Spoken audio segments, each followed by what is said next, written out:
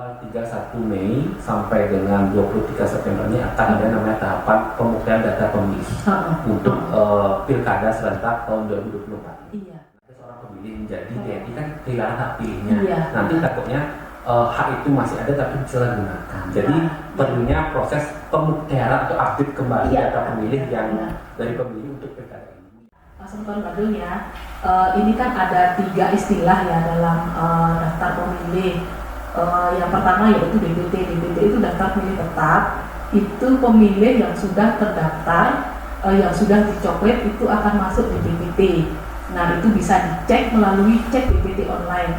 Nanti setelah penetapan DPT baru bisa cek DPT online. Nah itu. Terus yang kedua adalah pemilih DPK, daftar pemilih khusus. Halo sahabat Bawaslu dimanapun berada, Semeton Badung, pun navigator, becek nih. Jadi perkenalkan kembali lagi bersama saya Aryo Gera sebagai host podcast Bawaslu Badung pada hari ini. Dan kita kedatangan tamu yang sangat luar biasa dari KPU Kabupaten Badung. Beliau adalah Bu Ruli. Mungkin teman-teman penasaran di sini siapa sih beliau, dari mana sih beliau gitu. Mungkin langsung saja kepada Ibu Ruli, silakan untuk dikenalkan nama Ibu, jabatan Ibu. Ya. Baik, Semeton Badung, terima kasih. Sebelumnya perkenalkan, saya Putu Ruliana Kusmawardani, boleh dipanggil Ruli, boleh dipanggil Putu, tapi kebanyakan orang-orang memanggil saya dengan sebutan Ruli. Saya adalah anggota KPU Kabupaten Badung periode 2023-2028. Saya Ketua Divisi Perencanaan Data dan Informasi KPU Kabupaten Badung. Saya berasal dari Sading, Saya berasal dari Kelurahan Sading, Kecamatan Mengwi, Kabupaten Badung. Oke. Terima kasih. Mungkin Ibu bisa sedikit menjelaskan sebelum Ibu di KPU, Ibu pernah di mana mengalami tanggungannya. Mungkin bisa kita dalami dulu pengalaman dari Ibu Ruli ini sebelum kita beranjak ke sesi kita selanjutnya. Oke? Baik, siap. Sebelumnya saya memang pernah bergabung sebagai anggota Panwaslu Kecamatan. Anggota Panwaslu. Jajaran Bawaslu ya. Bawaslu ya. itu KPU. Ya, Bawaslu. Pertama itu saya memang bergabung sebagai jajaran Bawaslu, yaitu sebagai anggota Panwaslu Kecamatan pada tahun 2020 saat Pilkada Badung tahun 2020. Nah, selanjutnya pada tahun 2023 ya, 2022. 22 ya. Ya, 2022 itu ada lowongan ya, dalam tanda kutip ada lowongan rekrutmen ya, kalau rekrutmen ya lebih bagus dia rekrutmen. Nah, ada rekrutmen untuk anggota Panwaslu Kecamatan untuk pemilu serentak tahun 2024. Ya, nah, di sana saya mencoba untuk berkompetisi lagi di sana. Kebetulan sebelumnya saya kan sudah punya pengalaman dari Pilkada Badung 2020 itu saya buat untuk pegangan. Nah, saya buat untuk pegangan bahwa pengalaman itu mungkin bisa menjadikan saya untuk bisa mengabdi kembali kepada bangsa dan negara. Ngeri ya gitu. Soalnya sebenarnya dari awal saya pengen mengabdi gitu, cuman sepertinya kok belum ada kesempatan gitu. Nah, jadi, sekarang saatnya mengabdikan kembali di pemilu. Benar, di bidang kepemiluan gitu. Terus akhirnya tahun 2023 itu terpilih sebagai anggota Panwaslu Kecamatan dan dipercaya teman-teman bertiga, kan kita ada bertiga nih, dipercaya sebagai ketua Panwaslu Kecamatan. Berarti dari pilkada itu anggota upgrade jadi ketua. Iya, jadi ketua gitu. Katanya biar ada perempuan emansipasi. Perempuan itu emansipasi menjadi ketua Panwaslu Kecamatan. Demikian. Terus baru Ibu langsung upgrade lagi ke KPU Kabupaten Badung ya? Nah, itu sebenarnya prosesnya ke KPU Kabupaten Badung itu gimana ya? Istilahnya kayak coba-coba gitu ya sebenarnya. Coba-coba hadiah tapi Ibu ya. Bukan coba-coba sih, ingin mengupgrade diri, ingin mengevaluasi apakah saya pantas di sana. Nah, seperti itu. Jadi sebenarnya sih nggak coba-coba, cuman ingin agar bisa lebih ada peningkatan karir. Begitu ya, ada peningkatan karir di sana. Makanya saya ingin agar bisa lah bergabung dengan ya salah satu lembaga lah, apakah di Bawaslu atau KPU. Seperti itu. Niatnya sangat tulus sekali Iya. mengabdi demi bangsa dan negara. Iya, sebenarnya Untuk cuma kepentingan iya benar. khalayak ramai. Benar. Dan itu juga ingin membuktikan bahwa perempuan itu, terutama perempuan Bali ya, Iya. itu kebanyakan dari kita itu lebih ke ini peran sebagai ibu rumah tangga, pemangku jahitan seperti itu kan, kalau ibu rumah tangga yang di Bali ya. Dan ini kita ingin agar perempuan itu bisa melek dan tanda kutip melek politik. Oke. Ah, Jadi seperti itu. lebih menghilangkan ke budaya kalau itu ngekoh namanya ya. Benar, ya. Bahwa kita sebagai perempuan juga bisa mengambil andil dalam Iya, benar sekali. pemilu ya, Pak, gitu ya? Benar. Itu tujuan utama saya, ingin membangun agar perempuan-perempuan Bali itu banyak yang berkiprah dalam membangun bangsa dan negara melalui kepemiluan ini. Oke, Gitu. sungguh sangat luar biasa sekali Bu Perlulinya. Pokoknya suapi pokoknya ya. Oke. Ya, harus menyala. menyala bangku. Ya, harus menyala. Oke. Jangan menyala bang, menyala aja. Oke. Ya. Baik, Bu. Nanti beda nanti konotasinya. Oke. Ya, tahu sendiri kan. Oke. Jadi teman-teman yang perlu teman ketahui Sobat Badung, jadi di tanggal 31 Mei sampai dengan 23 September ini akan ada namanya tahapan pemuktian data pemilih untuk Pilkada serentak tahun 2024 ini. Iya. Nah, seperti yang kita ketahui bahwa pemuktian data pemilih ini sangat berperan penting, Bu. Iya. Karena di sana itu kita bisa tahu siapa yang sudah meninggal, siapa yang beralih dari TNI menjadi warga sipil, supaya ketika misalkan nih dia kan ada seorang pemilih menjadi TNI kan kehilangan hak pilihnya. Iya. Nanti takutnya hak itu masih ada tapi disalahgunakan. Jadi perlunya proses pemuktiaran atau update kembali data pemilih yang dari pemilih untuk pilkada ini. Mungkin bisa diceritakan Ibu sudah sampai mana untuk proses ini di KPU Badung sendiri? Nah, saya ceritanya dari awal ya, Iya. ya. Pada tanggal sekitar bulan Mei ya, awal-awal Mei, saya lupa tanggalnya. Awal Mei itu ada yang namanya penyerahan DP4. DP4. Penyerahan DP4. Kalau boleh tahu DP4 itu ceritakan ke teman-teman. DP4 itu daftar potensial penduduk pemilih pemilihan. Nah, itu arti dari DP4 ya. Nah, itu penyerahan DP4 dari Kemendagri itu ke KPU RI dulu, terus habis itu dari KPU RI disinkronisasi data ini. Nah, ada sinkronisasi data. Nah, dari sana dari KPU RI akan diserahkan ke KPU provinsi. KPU provinsi berjenjang berarti? Berjenjang, iya berjenjang, karena kita kan juga sistemnya kan berjenjang ya. Kita kan lembaga yang hierarki dari atas ke bawah. KPU RI, provinsi, kabupaten kota dan jajaran-jajaran bawahnya kan seperti itu kalau KPU itu. Sama juga dengan Bawaslu juga pasti ya, sama juga. Nah, dari sana terus KPU provinsi menyerahkan DP4 yang sudah disinkronisasi itu ke KPU kabupaten kota. Ya, nah dari KPU kabupaten kota ini DP4 itu kita olah. Kita olah dulu ya, kita olah karena kenapa ini kan waktu kemarin-kemarin kan belum ada PPS, belum dilantik ya, PPS PPK juga belum. Kalau saya baru kemarin nggak ada PPS kemarin, iya baru saja kemarin itu. Punya jajaran di kelurahan desa kita ya baru saja kemarin itu kita melantik PPS-nya dan PPS-nya juga mulai bertugas mulai kemarin jadinya. Ya selama 8 bulan. Masih hangat berarti ya? Masih hangat, udah langsung disuruh kerja. Pokoknya kita seperti gas gitu ya langsung ya. Nggak langsung ini berlari gitu, nggak pakai pesawat jet. Tancap ya? Tancap langsung dari bawah langsung straight gitu. Jadi nggak ada istirahat, nggak ada seperti apa gitu langsung. Nah dari DP4 tadi itu yang diolah oleh KPU Kabupaten itu kita melakukan pemetaan TPS. Ya, kenapa kita melakukan pemetaan TPS? Karena kita akan menentukan pantarlih nanti berapa jumlah pantarlih yang akan kita rekrut. Nah itu, dari sana kenapa? Karena coklit itu berlangsung, tahu ya coklit apa? Ya, mungkin masyarakat yang tahu apa sih coklit? Kok ada coklat gitu ya istilahnya. bukan coklat ya, coklat ya. Coklat ya sebentar. Ya, nanti sebentar nanti bingung apa itu coklat, apakah sama dengan coklat bu? Enggak dong, beda. Itu coklat itu istilah ya, apa namanya, kayak kepanjangan ya, kepanjangan. Ya, pencocokan dan penelitian itu kepanjangannya seperti itu. Nah, coklat ini dimulai dari tanggal 24 Juni. 24 Juni.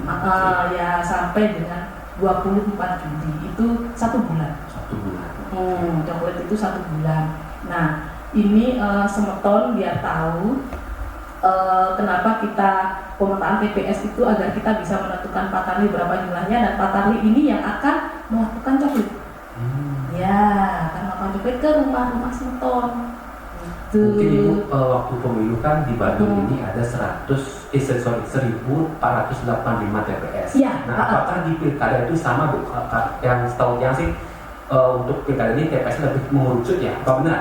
Ya, begini. Kalau dalam Undang-Undang 10 tahun 2016 itu kan maksimal jumlah pemilih dalam TPS kan 800. 800. Nah, ini kita jumlah pemilih dalam TPS untuk pilkada ini 600. 600 maksimal ya, itu 600 maksimal 600, tapi kita nggak 600 enggak. Kenapa? Karena kan ya tadi yang dibilang tadi, ada yang dari Polri bina status seperti itu, terus ada yang pemilih pindahan, mungkin yang menikah seperti itu kan, biar ada apa namanya istilahnya apa ya, jarak apa gap overload ya, benar-benar biar nggak overload, karena kan maksimalnya 600, jadi kita ya sekitar di atas 550. Dan sebelumnya kita sudah estimasi TPS ini, udah estimasi dulu, istilahnya kita rancang. Mungkin bisa kasih bocoran berapa angkanya atau angkanya boleh sih, nggak apa-apa, kalau jumlah nggak apa-apa, asal bukan BNBA. Lalu ya apa itu BNBA? Sebelum berapa angkanya? Ya, kita estimasi TPS. Baru estimasi ya? Estimasi aja ya, sebetulnya ya, ini estimasi aja. Itu sebanyak 717 TPS. Se-Kabupaten Bandung. Lumayan, hampir setengah Ibu ya? Ya, kan dari 1485 itu termasuk yang 1485 itu termasuk lapas ya. Lapas ya. Lapas TPS khusus. TPS khusus ya, TPS khusus, Loksus ya. TPS lokasi khusus semeton. Loksus itu bukan sembarangan TPS, itu beda ya. Itu TPS lokasi khusus itu ada di Lapas Kerobokan. Nah, itu berjumlah 3 TPS Loksus di lapas laki-laki dan 1 TPS di lapas perempuan. Berarti total ada 4. Iya, ada 4, itu 1485 kan. Jadi sebenarnya untuk yang TPS reguler kan, kita menyebutnya itu reguler, itu 1481. Oke, ditambah yang khusus ada lagi 485. Nah, itu yang kemarin waktu pemilu serentak. Nah, ini kita berdasarkan DB4 yang sudah disinkronisasi tadi, kita estimasi TPS-nya itu sejumlah 717 TPS. Ya, estimasi kurang lebih, tapi ini bisa lebih ya, bisa kurang gitu. Soalnya ini kan masih estimasi dulu. Kita kasih itu estimasi tersebut ke jajaran kita di bawah. Mereka nanti yang akan memetakan TPS, karena mereka yang tahu wilayah-wilayah tersebut. Nah, untuk memetakan TPS itu kan ada beberapa aspek nih. Ada aspek-aspek tertentu yang harus diperhatikan istilahnya. Mungkin bisa diceritakan ke semeton Bandung di sini apa saja sih aspek-aspek ya, yang bisa membuat itu sebagai TPS itu? Gini, yang pertama itu untuk pembuatan TPS yang harus diperhatikan, yang pertama adalah masih dalam satu desa atau kelurahan. Oke. Mungkin dong Ibu dari Sading TPS-nya ditemui, nggak mungkin? Jauh. Nanti itu berpengaruh pada partisipasi masyarakat. Ya, itu pengaruh sekali itu sama partisipasi. Khususnya kaum mager Bu. Nah, kaum mager tuh yang mungkin malas nanti aja dah ke TPS jam 11 gitu kan. Males ya, karena itu hari libur kan, jadinya bangun siang aja buat apa kan gitu. Kok terlalu jauh, kasihan gitu. Pertama lokasi TPS. Lokasi ini satu desa, dalam satu desa kelurahan. Terus yang kedua itu kemudahan pemilih untuk ke TPS. Nah, seperti yang aksesibilitasnya. Biar dekat gitu ya, tak terlalu jauh. Ya pokoknya minimal jaraknya nggak sampai 10 km dan nggak sampai 1 jam. Itu sih kalau yang dari KPU RI seperti itu. Terus yang ketiga adalah masih dalam satu kakak, jangan dipisahkan. Nah, itu satu kakak, jangan TPS. ya satu TPS, jangan dipisahkan nanti bapaknya di TPS 1, ibunya di TPS 2. Nah itu Berantem jadi. iya. Oke. Nah, sampai seperti itu atau anaknya terpisah gitu seperti itu. Nanti dikira kue ya sebenarnya. Nah, dikira kue nanti. Nah, sementara bingung nanti ini kenapa kok beda-beda TPS-nya? Itu nggak bisa, belum bisa. Itu yang ketiga. Terus yang keempat aspek geografis. Nah aspek geografis ini meliputi misalkan begini. Ada wilayah yang terletak di bukit ya, balik bukit gitu. Kalau di Badung di mana ya raya? Daerah utara. Oh, berarti Petang. Daerah utara itu kan masih bukit-bukit ya di sana ya. Kalau daerah selatan kan masih ya relatif bisa dijangkau lah. Memang di sana kan ada bukit juga, Bukit Jimbaran namanya. Gitu sebetulnya. Kan Bukit Jimbaran itu kan beda, itu kan nama itu bukit, tapi daerahnya nggak berbukit juga di sana. Namanya aja bukit. Namanya bukit kan Bukit Jimbaran kan gitu. Itu sih orang menyebutkan kalau ya. tinggi bukit namanya. Bukit. Nah itu. Terus yang di Petang, daerah Petang itu kan daerah utara. Yeah. Nah itu kan ada wilayah di sana itu sepertinya sih nggak bisa ya Banjarnya gitu ya digabung dengan Banjar lain, karena masalahnya itu masalah aspek geografis itu. Dia berada di balik bukit dan letaknya jauh, mungkin berputar nanti dia kan kasihan. Kan nanti bisa-bisa malas mereka mager jadinya, aduh terlalu jauh di TPS saya di balik bukit lagi ke sana gitu. Ya mungkin yang punya kendaraan sih nggak masalah. Yang nggak punya kendaraan ini yang terutama untuk lansia, disabilitas, kita kan juga memperhatikan mereka. Begitu ya. Itu juga yang perlu diperhatikan tuh akses TPS-nya ya. Iya, yang ramah disabilitas. Iya, disabilitas. Karena partisipasi disabilitas juga harus diperhatikan. Iya, karena benar. dia juga sama dengan kita. Benar, punya hak yang sama. Iya, karena sama. kan diatur juga undang-undang. Oke. Iya. Prinsip dari pembukaan data penduduk kan komprehensif, akurat dan mutakhir. Ya. Apa sih langkah-langkah nyata yang dilakukan oleh KPU Badung untuk dalam mutakhir pada pilkada ini, Bu? Pada pilkada ini, itu yang pertama itu kan udah jelas tadi ya tentang TPS. Nah setelah tentang TPS ini kita akan melakukan coklit. Nah coklit itu karena prinsip kita adalah prinsip coklit itu adalah de jure. De jure. De jure bukan de facto ya, de jure. Jadi semua penduduk Badung yang sudah punya data kependudukan berupa KTP elektronik itu bisa memilih di pilkada Badung 2024 ini, baik itu pemilihan gubernur dan wakil gubernur maupun pemilihan bupati dan wakil bupati Badung gitu. Oke, mungkin apakah KPU Badung itu sudah berkoordinasi dengan Dukcapil Badung terkait dengan DP4 ini? DP4 ini, ini kita sedang menjajaki nih. Kita sudah berkirim surat ke Dukcapil, itu nanti kita akan jajaki untuk kerjasama istilahnya seperti itu dengan Dukcapil sebelum nanti coklit. Kita sudah ada ke sana, memang.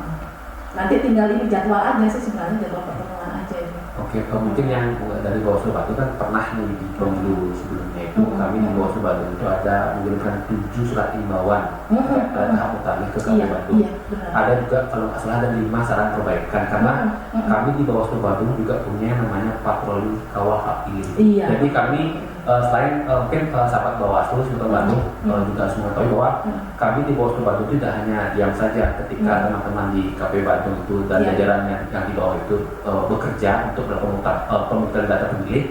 Kami juga bekerja untuk memverifikasi, memastikan apakah benar nggak ini kerja dari KPU sudah benar. Karena pada dari itu kami pada waktu pemilu tahun 2024 kami turun ke lapangan, kami menyasar ke disabilitas, panti asuhan, kami sasar ke sana apakah adik-adik atau bapak ibu yang ada di sana itu sudah terdaftar. Ternyata pada patroli itu kami menemukan ada beberapa yang masih belum terdaftar. Karena itu Bawaslu Badung mengirimkan saran perbaikan kepada KPU Badung untuk memperhatikan pemilih yang belum terdaftar ini. Gitu. Kayak kaum marginal ya istilahnya. Kaum marginal kayak kaum terpinggirkan ya dalam tanda kutip kan seperti karena itu.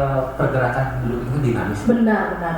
Kita tidak bisa memprediksi, bahkan BMKG pun nggak bisa ya. Karena penduduk dinamis, kadang-kadang bisa di sini, bisa berpindah gitu kan dari satu tempat ke tempat lain kan gitu, dinamis sekali pergerakannya memang penduduk ini.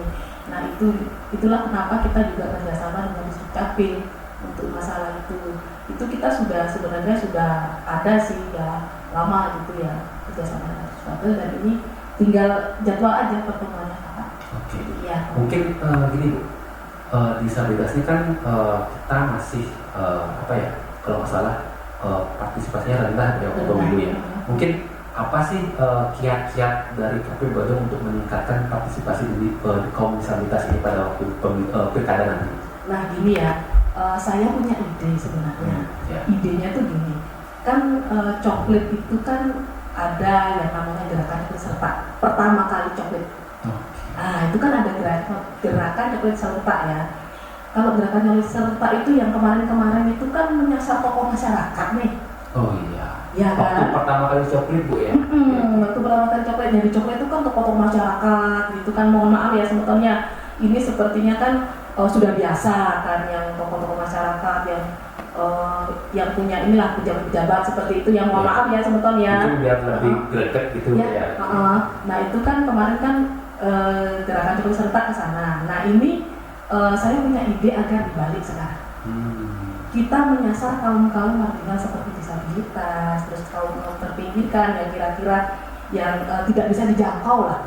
Nah gitu, maunya dia seperti itu idenya. Dan ide ini sudah dia sampaikan ke provinsi. Apa respon dari provinsi? Provinsi sejauh ini pimpinan menyetujui dan itu dibilang ide bagus. Ide bagus dan akan mungkin nanti kalau akan coklat akan jadwalnya sekitar tanggal 24 ini, sebelum itu nanti akan kita bicarakan kembali dengan provinsi. Cuman ini kami sudah melayangkan ide itu gitu ke provinsi dan mereka bilang ya itu bagus. Oke, semoga bisa terrealisasikan karena partisipasi kaum disabilitas ini sangat penting sekali teman-teman semuanya, karena kita dengan mereka juga sama, karena kita one man one vote sama posisi kita setara. Nah oleh karena itu kenapa kita dudukan mereka istilahnya seperti itu, dengan melakukan gerakan coklat serentak. Pertama kali kita sasar kaum-kaum seperti itu ya, kaum marginal ya, dalam tanda kutip disabilitas, terus kaum terpinggirkan, itu dulu ya. Bukannya mohon maaf ya, bukannya tidak menghormati, enggak. Kita cuma ingin agar partisipasi masyarakat itu meningkat juga di pilkada baru. Karena kenapa kemarin kan partisipasi masyarakat sudah lumayan. Berapa persen kemarin waktu pemilu? Sekitar 88,3%. Apakah meningkat dari pemilu sebelumnya atau sangat meningkat? Ya, waktu sebelumnya itu 84% kan Mas. Ya itu. Dan itu kita ingin meningkatkan kembali gitu. Jangan sampai, kalau bisa sih sebenarnya, kalau bisa itu ya. Tapi itu kan bukan target tiang pribadi bukan. Itu nanti kita yang menentukan target. Itu kan nanti teman-teman komisioner pribadi. Misalkan pemilih kan ingin tahu posisi TPS di mana. Misalkan sudah ada DPT misalkan. Sudah DPT ya. Misalkan sudah DPT misalkan. Bagaimana cara pemilih itu mengecek DPT? Apakah masih sama sistem dengan cek DPT online pada waktu pemilu? Nah, misalkan mereka tidak terdaftar nih, apa yang bisa mereka lakukan? Ini bisa dijelaskan. Baik, begini ya, Semeton. Kalau seandainya kita ingin tahu apakah kita sudah masuk dalam daftar pemilih tetap atau tidak, itu kita bisa pakai cek DPT online. Masih sama cek DPT online. Nah di sana kita cek, di sana kan dimasukkan nik itu, nik kita, nik yang kita punya di KTP itu kita masukkan di sana, dan di sana juga terlihat di mana TPS terdaftar. Kita kan ada mapnya juga di sana, lengkap ada mapnya. Jadi kita bisa tahu alamat TPS kita di mana. Seandainya mungkin nggak tahu kan, karena ini penggabungan, ini kan kita untuk pemetaan TPS berbasis Banjar. Jadi kalau seandainya satu Banjar kurang dari 600 bisa digabungkan ke Banjar lain yang terdekat ya, yang kira-kira terdekat. Kecuali mungkin kalau Banjar tersebut ada konflik, nah itu beda lagi nanti kita gabungkannya itu mungkin di sebelahnya lagi, kayak Cina Utara atau Selatannya seperti itu. Berarti kurang lebih caranya masih sama. Sama itu kalau dari KPU RI kemarin kita sempat zoom itu sama. ada DPT online, cek DPT online. Nah, untuk yang misalkan nih ketika dia sudah ngecek di website cek DPT online itu ternyata belum terdaftar, Bu, apa yang bisa mereka lakukan? Belum terdaftar ya. Iya. Nah ini kan kalau kalau sudah ditetapkan menjadi DPT, itu dia akan menjadi pemilih DPK namanya. Ya, pemilih DPK yang KTP-nya harus sesuai dengan wilayahnya. Domisilinya, ya.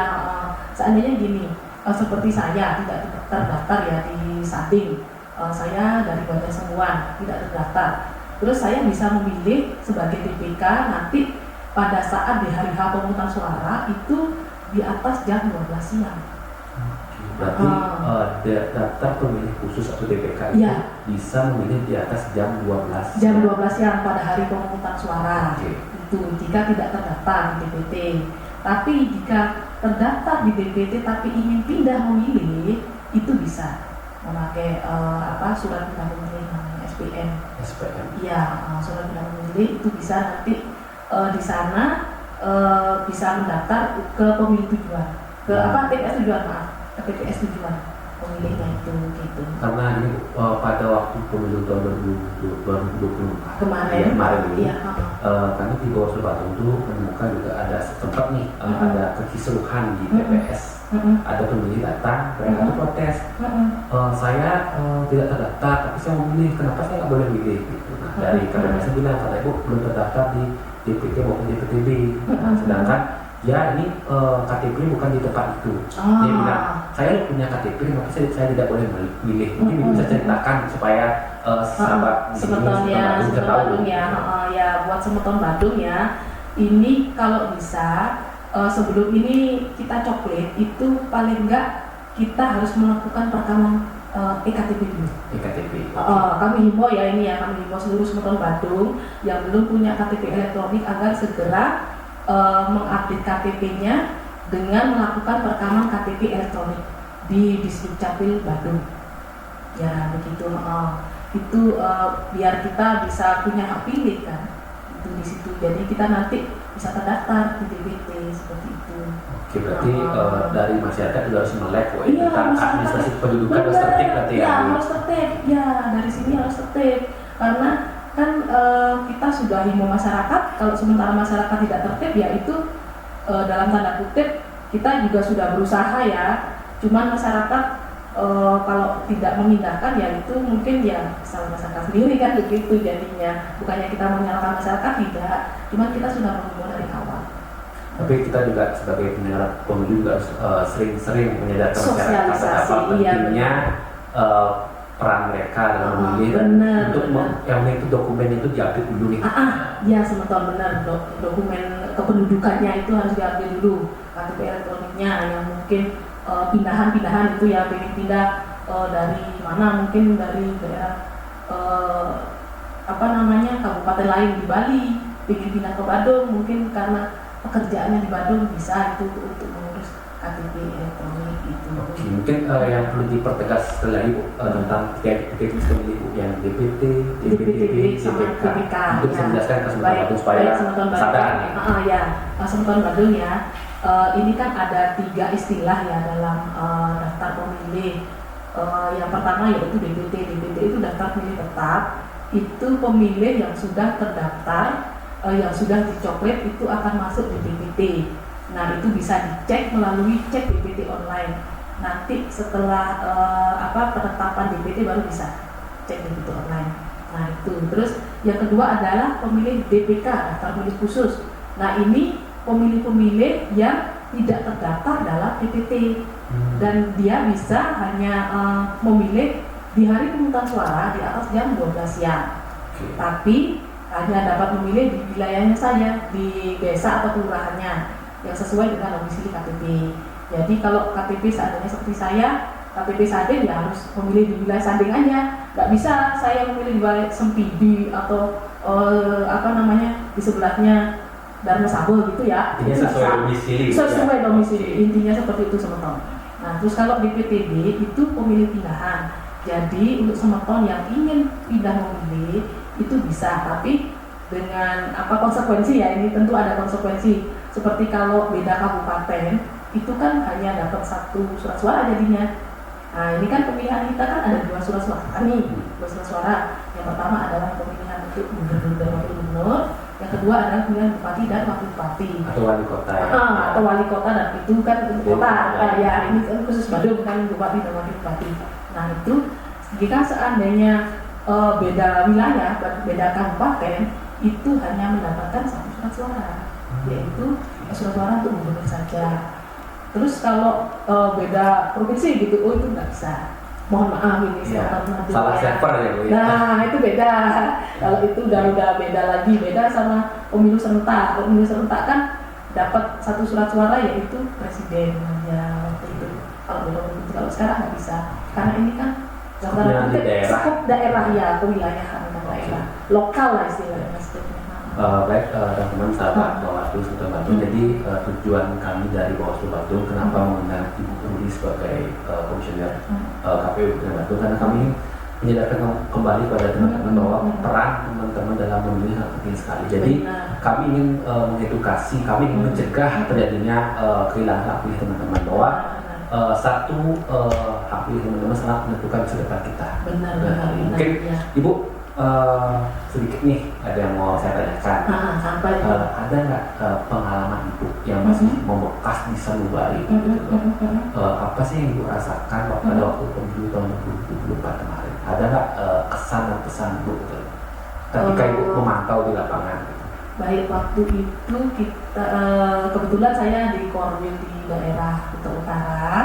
Itu kebetulan Korwil di daerah saya itu mencakup lapas ya.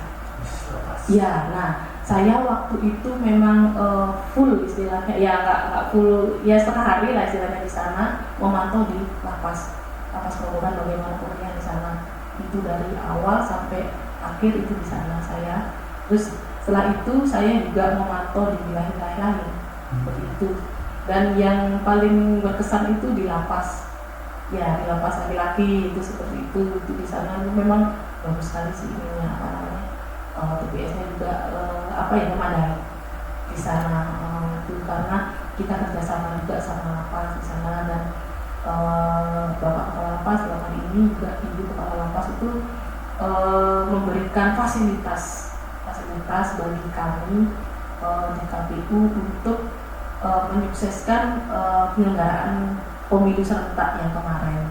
Jadi pemilu serentak itu bisa berjalan dengan lancar di lapas. Seperti itu. Kan kita tahu juga itu karena lokasi khusus ya, dan orang-orangnya juga dalam tanda kutip khusus. Gitu. Tapi pada waktu itu apakah pemilih yang datang itu mau ditertib datang untuk menggunakan hak pilihnya? Mau. Waktu itu memang mau. Kebetulan mungkin binaan ya, ini kan kayak warga binaan. Warga binaan ini mereka itu mau memilih. Lumayan sih ininya panasnya di sana. Nah terus kan Ibu di Kota Utara, kita lihat sebagai daerah pariwisata. Iya. Canggu, Ibu Beneng. Benar. Itu kan daerah padat. Ada nggak pengalaman pribadi Ibu ketika Ibu memantau di lapangan tuh macet itu? Iya benar. Waktu itu memang daerah Canggu ya, pertama itu macet sekali itu. Jadi saya di sana memang agak waktu jadinya ya, waktu itu tersita sedikit lah gitu, tapi kita berusaha meskipun begitu, kita berusaha secara maksimal untuk memantau TPS di sana bagaimana seperti itu.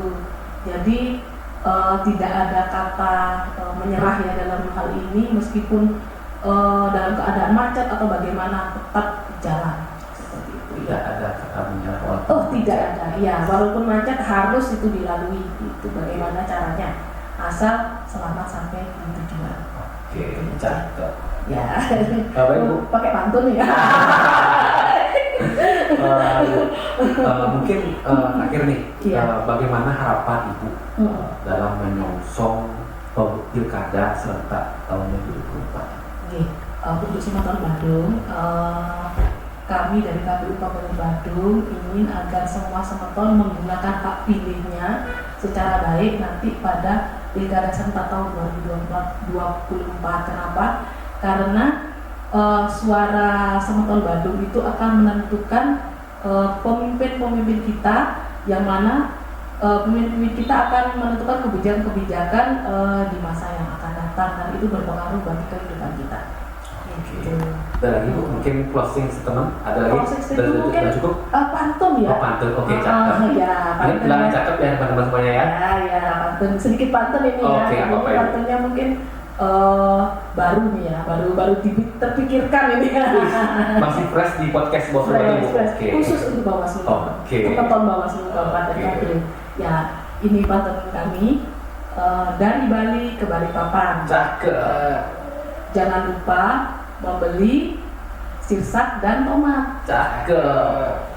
Mari bersama-sama kita sukseskan Pilkada serentak tahun 2024. Oke. Terima kasih Bu Lis sudah mau hadir ke kursi panas kita. Iya, kursi podcast panas Bawaslu tapi Kabupaten nggak Bandung. panas sih ya. Oh ya, ada hasil ya. Oke. Dingin, enak gitu. Panas dingin Bu. Iya. Oke. Baik sahabat Bawaslu Sultan Bandung, demikianlah podcast pada hari ini. Saya Anugerah selaku host pada hari ini. Saya berterima terima kasih untuk teman-teman sahabat Bawaslu.